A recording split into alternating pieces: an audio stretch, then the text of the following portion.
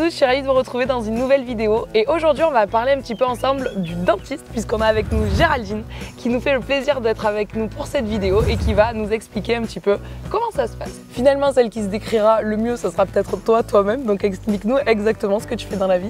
Alors mon métier en fait c'est technicien dentaire équin. Le terme dentiste est utilisé communément mais le vrai terme c'est technicien dentaire équin. Et puis donc mon boulot c'est essentiellement de limer les surdents, enlever les dents de loup quand il y en a besoin, retirer des dents de lait et on fait donc un nivellement de la table dentaire. Tous les combien de temps à peu près il est conseillé pour un propriétaire lambda comme moi de faire appel à un TDE?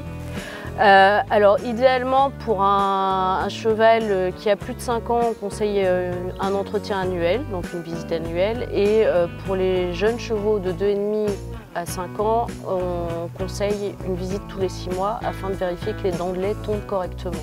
Ok, et les soins que tu fais le plus souvent, ça va être donc, tu disais les dents de lait, les surdents, etc., c'est ça? Oui, alors on fait donc un nivellement de la table dentaire, donc on lime les surdents. On rétablit quand il y a des petits défauts et on retire les dents de lait quand il faut et éventuellement dents de loup ou dents de cochon. Moi actuellement mon cheval il est un petit peu coincé dans sa bouche à gauche et je sens qu'il me met de la résistance dans la commissure des lèvres. Est-ce que potentiellement ça peut être dû à un problème, enfin trop longtemps qu'il t'a pas vu en fait? En fait oui, ça peut être dû potentiellement à ça. Ça veut dire qu'il a probablement plus de surdents du côté droit du coup parce qu'on travaille en diagonalisation, mais bon, ça peut être dû à d'autres choses aussi, hein. Il peut être bloqué ou avoir besoin de voir l'ostéo, mais comme en général on conseille d'abord de faire venir le dentiste et puis l'ostéo, voilà. Je commence par toi, après j'appelle mon ostéo, c'est ça? S'il n'y a pas d'amélioration, tu appelles l'ostéo. Ok. Est-ce qu'il y a des différences un petit peu entre un cheval et une jument au niveau de leur dentition? Pas du tout. Alors oui, il y a une différence, c'est que le mâle, il va y avoir des canines ou des crochets, ce que vous appelez communément les crochets, on les voit là. Et la femelle, par contre, n'a pas de canines ou de crochets. Ils ont combien de dents dans la bouche du coup? Ça varie entre 36 et 44 dents. D'accord. Vu que tous n'ont pas de canines, tous n'ont pas de dents de loup et tous n'ont pas de dents de cochon. Oui, d'accord, voilà. Ouais. Ça varie, ok. Et est-ce qu'il existe des juments qui auraient des crochets ou Oui, alors ça s'appelle des juments bréhaignes et communément ce n'est pas vrai. La légende urbaine dit qu'une jument bréhaigne est stérile, mais ce n'est pas vrai du tout. Alors moi j'avais entendu que les juments bréhaignes étaient dominantes, mais est-ce que parce qu'elles ont plus d'hormones, c'est faux ou info ou intox? Info ou intox, je ne sais pas. D'accord, ok. Mais par contre, elles ne sont pas stériles. Oui, ok. Au niveau un petit peu du matériel que tu vas utiliser pour effectuer tes soins, le matériel dont on se sert le plus, c'est quoi? Alors moi je travaille avec un moteur électrique sur batterie, donc j'ai pas de fil qui gêne le cheval, pas de fil électrique qui gêne le cheval.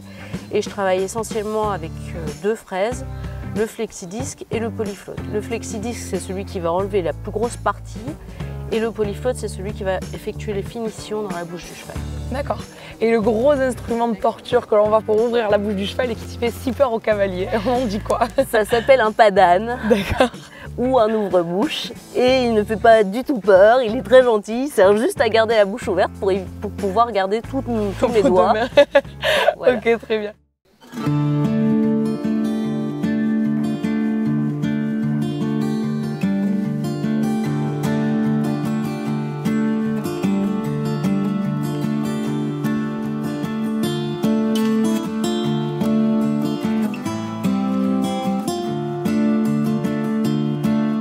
D'une manière générale, comment on peut détecter un problème chez le cheval?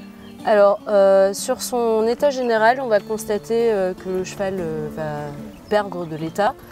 Il peut également avoir des problèmes de mastication, donc il va tendance à faire des petites boulettes quand il mange. On peut avoir un jetage unilatéral ou bilatéral, donc le nez qui coule d'un côté ou des deux côtés. Il peut avoir une mauvaise haleine, il peut avoir une hypersalivation, donc il va saliver énormément sans être monté, sans avoir de mort, sans rien. Ou risque de colique, enfin il va faire des coliques à répétition et des bouchons œsophagiens. D'accord. À la menthe, par contre, on va avoir un cheval qui va avoir du mal à s'incurver, qui va s'appuyer trop sur le mors ou qui va s'encapuchonner, qui ne va pas engager. Tout ça sont des signes qui peuvent nous alerter également. D'accord. Et au niveau du traitement des surdents, du coup, comment qu'est-ce que c'est exactement une surdent et comment on le traite? Alors, une surdent, en fait, c'est le cheval a ses dents qui poussent tout au long de sa vie. Comme la mâchoire du haut est plus large d'un tiers que la mâchoire du bas, l'usure ne se fait pas correctement et donc ça crée des pointes d'émail. Ces pointes d'émail sont appelées les surdents. Donc quand je travaille, en fait, mon boulot c'est essentiellement d'aller retirer les surdents en haut, au niveau des joues, et en bas, ça va être au niveau de la langue. Mais en aucun cas, je passerai à plat sur les dents. Donc on parle un petit peu de dents de loup, dents de cochon, mais j'avoue que je connais pas du tout la différence. Alors quelle est-elle? Alors la différence, c'est que la dent de loup, ça va être la petite dent qui va se situer devant la deuxième prémolaire, ici. Et la dent de cochon, c'est la même, mais en dessous.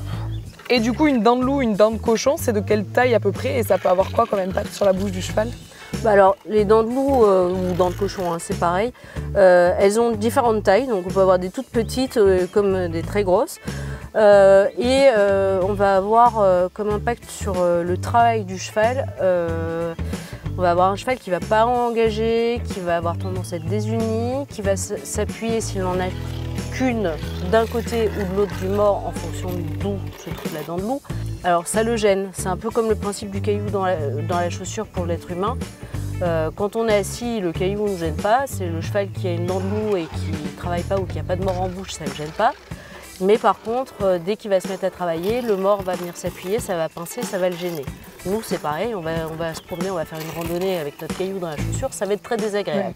Ouais. Ok, d'accord. Du coup, on appelle le TDE en moyenne une fois par an. Et au niveau financier, c'est combien à peu près les honoraires? Alors, les honoraires, ça varie dans la région entre 60 et 80 € pour un soin dentaire. Après, ça dépend de la formation et de la qualification du TDE. Et comment on peut trouver de bons TDE alors, avec des personnes qui sont reconnues?